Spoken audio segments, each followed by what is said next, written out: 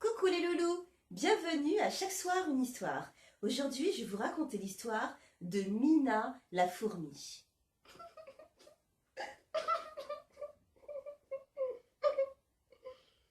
Dans un coin de la fourmilière, Mina, la petite fourmi, pleure. Ce n'est pas une fourmi comme les autres. Elle est née avec 5 pattes au lieu de 6. Personne ne sait pourquoi elle est née comme ça. Je ne suis pas comme les autres. Je suis laide avec cette patte en moins.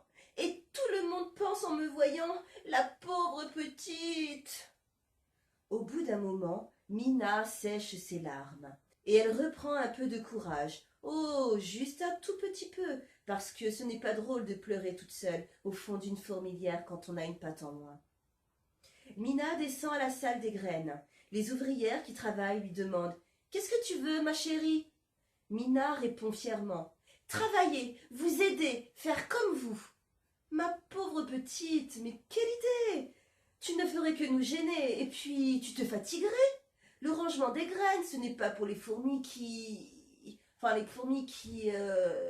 Enfin, c'est pour les fourmis qui ont toutes leurs pattes, quoi. Va donc te reposer, petite. Et tristement, Mina repart dans les couloirs. Elle arrive devant la chambre de la reine. Là se trouve l'énorme fourmi qui pond des œufs tout le temps. Elle est entourée de servantes qui la brossent, la lèchent, la peignent pour qu'elle brille dans toute sa beauté royale. « Qu'est-ce que c'est ?» demande sa majesté en voyant Mina entrer. « Je voudrais vous aider, vous brosser, vous lustrer. Vous nettoyez la figure et les poils, les antennes, ou tout ce que vous voudrez. » La reine prend un air poliment dégoûté et dit à mi-voix. « Mais elle est infirme. Ôtez-la de mon regard, ça me rend triste, et quand je suis triste, je n'arrive plus à pondre. Ça y est, je sens que j'ai un œuf coincé. » Les servantes jettent Mina dehors en lui disant « Tu n'as pas honte? Faire coincer un œuf royal !» Et Mina se retrouve à nouveau dans les couloirs. En arrivant devant l'étable à pucerons, Mina s'arrête et elle regarde les travailleuses qui sont en train de traire les pucerons. Les fourmis lèvent la tête en disant « Bonjour, tu vas bien? Tu n'es pas trop fatiguée? Tu n'as pas fait de cauchemar? Tu as bien digéré? » Pauvre Mina, comment parler avec des gens qui ont tellement pitié de vous? Mina répondait oui et des non, et puis elle s'en va, et elle s'en va en se répétant « Pourquoi suis-je différente des autres? Est-ce qu'une patte en moins, c'est si important que ça ?» Au bout du couloir, c'est la sortie de la fourmilière. Tout essoufflée, Mina débouche au grand jour. Les pâquerettes sont des soleils géants, les feuilles d'herbe tremblent, les gouttes de rosée brillent de 1000 reflets.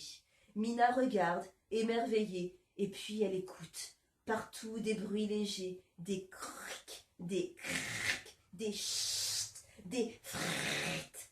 Tout le monde des animaux est au travail, chacun à sa place, chacun a son petit train-train. Alors Mina respire très très fort et elle dit « Non, ça ne se passera pas comme ça !» Et la voilà qui redescend dans la fourmilière. En passant devant la chambre royale, elle crie bien fort « Grosse madame la reine, ça m'est égal que vous n'aimiez pas me voir. Moi, je n'aime pas tellement vous voir non plus. » Puis, elle descend, elle descend, elle descend jusqu'à la salle des bébés. C'est là qu'on ouvre les cocons pour aider les nymphes à sortir. « Je viens vous aider à ouvrir les cocons, » annonce Mina. « Ce n'est pas la peine, » commencent à dire les ouvrières. Mina répond « Si, justement, c'est la peine. Si jamais vient au monde une petite fourmi à qui il manque une patte, comme à moi, ou une antenne, ou une mandibule, que saurez-vous lui dire? Moi, je lui expliquerai qu'en dedans, elle est tout à fait comme les autres. Et moi, elle me croira. » Les ouvrières regardent Mina et elles lui disent « Allons Mina, au travail !» Voilà les enfants, l'histoire du soir est terminée. Moi je vous retrouve bientôt pour une nouvelle histoire. À bientôt les loulous.